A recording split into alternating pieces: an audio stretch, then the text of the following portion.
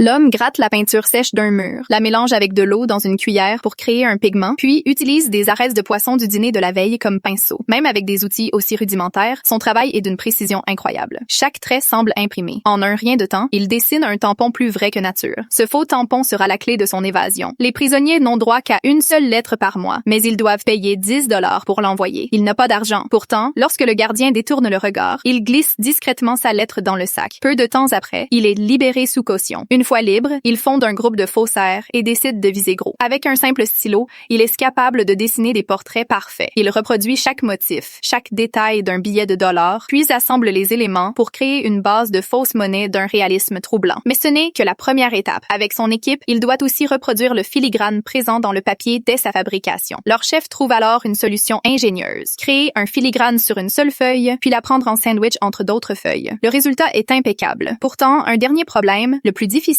subsiste. L'encre spéciale utilisée pour les billets. Sa production nécessite des autorisations strictes de banque centrale et de trésorerie du monde entier. C'est un secret d'État, totalement inaccessible au grand public. Un jour, ils apprennent que la Banque du Canada transporte une encre à changement de couleur. Ils se rendent immédiatement au Canada pour attaquer le convoi. Mais pendant le braquage, l'homme est repéré par un policier canadien. À partir de cet instant, son mystère commence lentement à se fissurer au cours de l'enquête de la police.